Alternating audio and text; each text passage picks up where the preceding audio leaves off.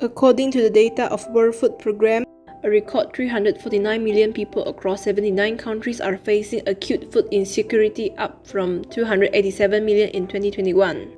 This constitutes a staggering rise of 200 million people compared to pre-COVID-19 pandemic levels.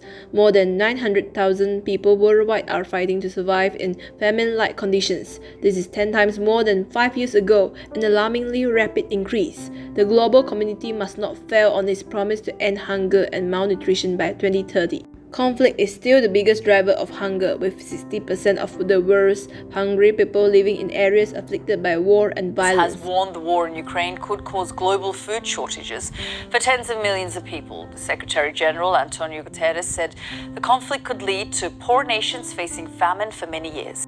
Besides that, the climate crisis is one of the leading causes of the steep rise in global hunger. Climate shocks destroy lives, crops, and livelihoods, and undermine people's ability to feed themselves.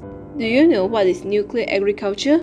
It is a type of agriculture in which crops are cultivated using nuclear energy. Nuclear applications in agriculture rely on the use of isotopes and radiation techniques to combat pests and diseases, increase crop production, protect land and water resources, ensure food safety and authenticity, and increase livestock production. For instance, nuclear-based techniques like isotope hydrology and neutron scattering can be used to determine the sources and distribution of water resources, which is important information for farmers when making decisions about irrigation and water management. The nuclear-derived stereo insect technique (SIT) involves mass rearing and sterilizing male insects before releasing them over pest-infested areas. The technique suppresses and gradually eliminates already established pests or prevents the introduction of invasive species, and is safer for the environment and human health than conventional pesticides. As food products are prepared for consumption, nuclear techniques such as irradiation can help protect food quality, increase shelf lives, and ensure food safety.